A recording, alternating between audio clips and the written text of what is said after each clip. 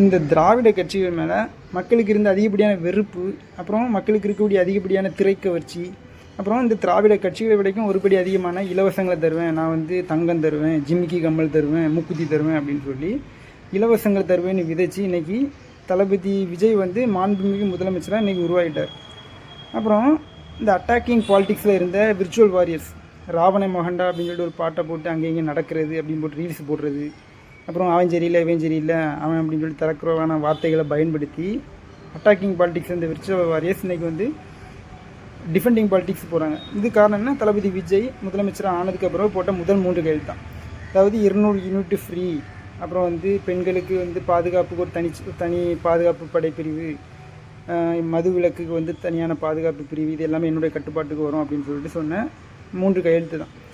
அதாவது kilo 10 kilo 10ன்னு சொல்லுவான், ஆனால் பக்கத்தில் போய் எடை போட்டு வாங்கி வச்சுன்னு வைங்களேன், அரை கிலோ 10ன்னு மாற்றி சொல்கிற மாதிரி இந்த ரெஸ்ட்ரிக்ஷன் மோட்.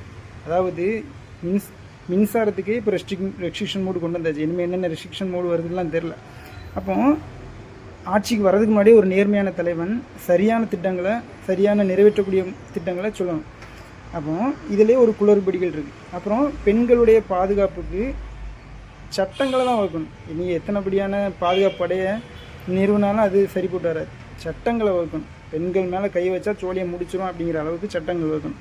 அப்புறம் மது விலக்கு, அதாவது கொன்னவனை விட்டுக்கிட்டு அந்த கத்தியை எடுத்து நான் ஒன்றா பிடிங்கிருவேன் அப்படின்னு சொல்கிறது எப்படி இருக்குமோ அதே மாதிரி தான்.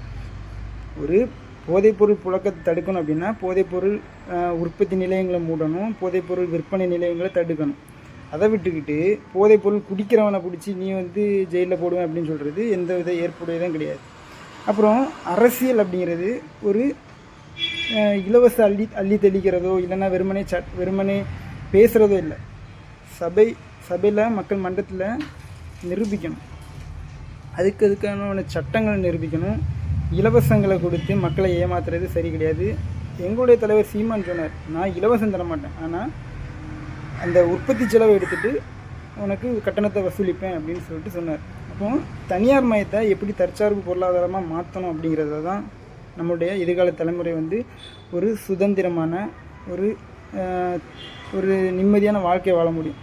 அதாவது மக்களுடைய பொருளாதாரத்தை சிதைக்கக்கூடியது எல்லாமே நம்ம தற்சார்பாக வரணும், அரசாங்கத்துடைய கண்ட்ரோலுக்கு வரணும்.